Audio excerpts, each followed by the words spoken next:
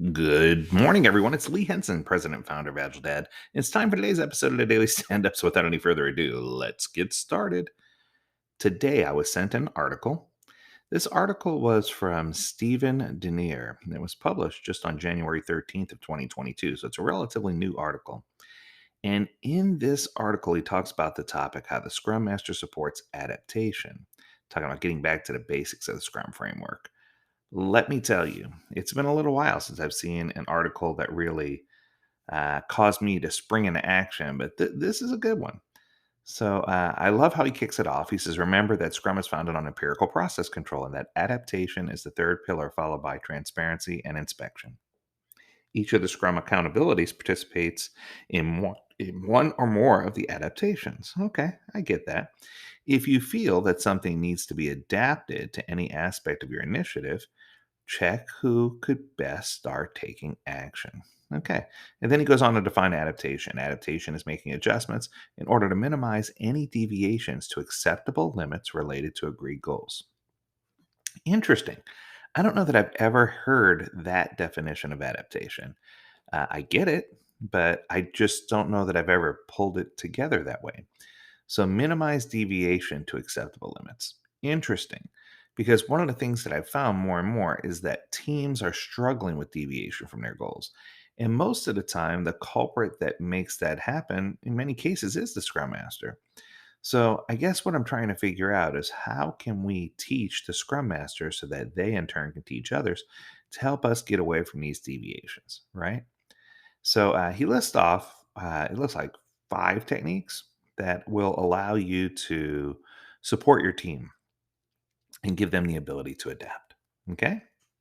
So let's go through them. So the first one says support your Scrum team with product backlog management. Perfect. I think that if you help the product owner with product backlog management, make sure that they're meeting with the team regularly, at least once a week for an hour to do backlog refinement or grooming. It's going to help the team get closer to their goals.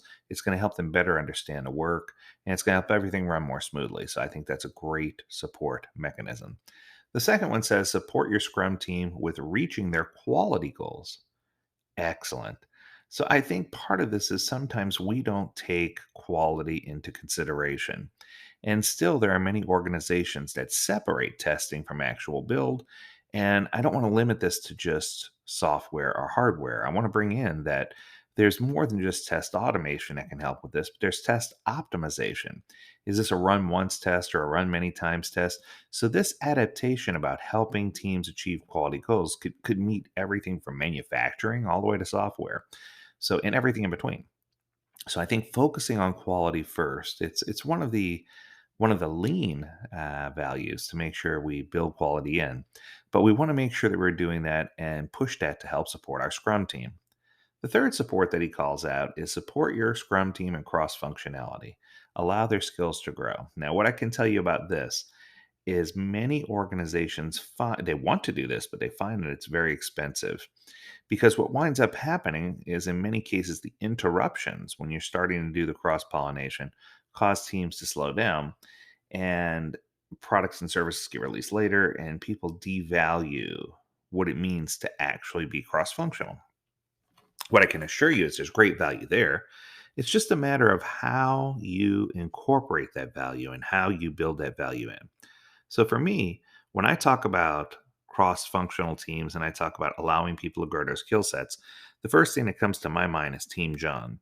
So, Team John is a method that was created by Agile Dad, and it allows teams to literally have naturally built in cross pollination by rotating one person from the core team off for a sprint to give them time to personally grow and improve and sharpen their saw and sharpen their skill set. But it also allows for them to run interference so that the core team isn't bombarded with interruptions. So it kind of kills two birds with one stone. We can talk more about that later this week. The fourth support mechanism is support the organization in their interactions with the Scrum team. So we want to encourage the rest of the organization to talk to the team, to get to know the team, to have those interactions, to do what they need to do. I think sometimes we create these walls between the team and the organization, and that's a bad thing. So I know I just now got through saying, don't let them interrupt. But at the same time, healthy conversation is not an interruption.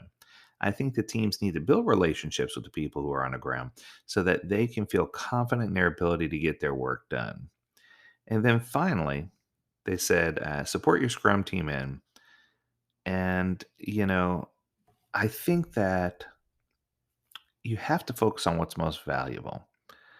And sometimes when you're talking about frameworks or processes, the Scrum Master can lose focus.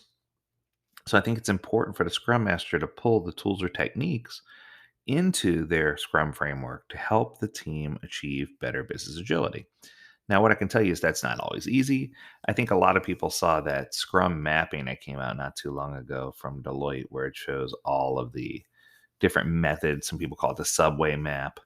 And they saw that and it freaked them out because they realized that Agile was a lot harder than they thought it was, that there's a lot more moving parts. But I think that if you pull in the pieces that are going to help you achieve and make sure that you're focused on ideation and then building an MVP and then your build out of your core build and then finally your release mechanism. I think if you focus on those four things, it's going to help you really better achieve your goals. So, in summary, the Scrum Master is a facilitator, but they should be facilitating methods, techniques, and things for the team to help them do the things they need to do themselves and identify what brings the most value when adapting. And that adaptation can happen at Scrum artifacts, at the definition of done, at choosing their way of working. There's just so many things. It could cross over into goals regarding the product goal, the sprint goal, the definition of done, a quality goal. The thing that's the key here, and I think this is probably the big grand aha of the entire article. It says, please remember you cannot change the people, only their environment, so they decide themselves to behave differently. That is prolific. That's a great quote, and I'm so glad it was in here. There are lots of good things in this article, lots of good things to talk about. But I just want to say a thank you to Stephen for publishing this article. He had no idea that I was going to do this review, but I think he did an excellent job, and I think that it's right in line.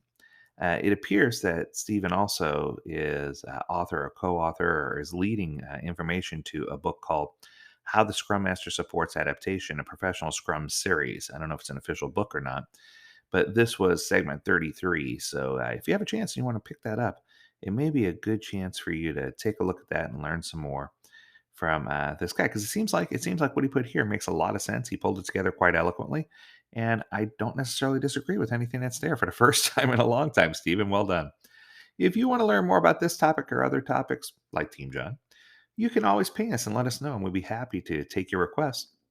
Or if there's an article you'd like for us to review, or if you want us to review your article, don't be afraid to reach out. We'd love to do that. Learn more at agiledad.com. And until next time, we encourage you to stay healthy, stay well, and stay agile, my friends. Do take care.